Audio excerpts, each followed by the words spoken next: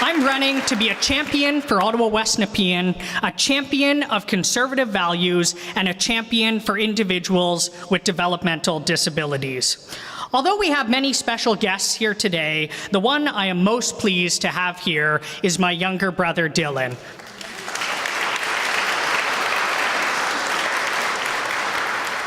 Dylan is 23 years old. He loves potato chips. He loves Barney the dinosaur. He swims like a fish. He's also nonverbal autistic with a severe developmental delay and epilepsy.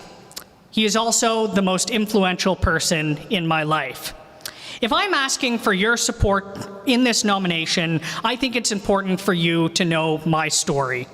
When I was 14 years old, my brother Dylan was going through a terrible time, as many individuals with autism do at that age.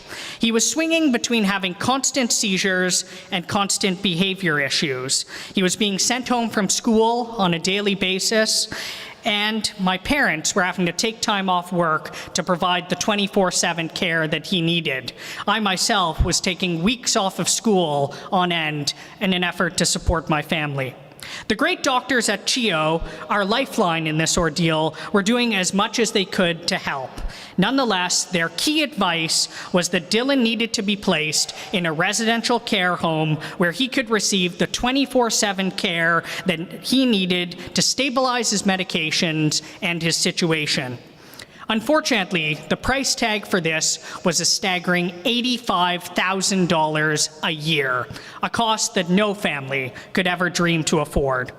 One particularly bad evening, as I was sitting in my room trying to catch up on schoolwork I had missed, my brother was in the room next door having a terrible tantrum.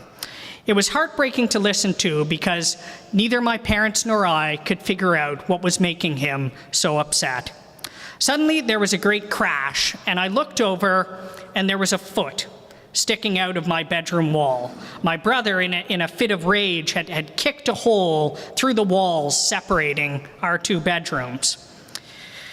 I often say that this was the moment that I decided to get involved in politics and public service. I started doing some research, and I realized that there was a provincial social services board that I could present to ask for additional funding in times of crisis. And this felt like a time of crisis. The walls were literally coming down around us. I put together that presentation and I delivered it. It was the most important presentation I have ever made. Through that presentation, as well as our family's advocacy, my brother was quietly provided the funding that he needed to get the residential care support that he so desperately needed.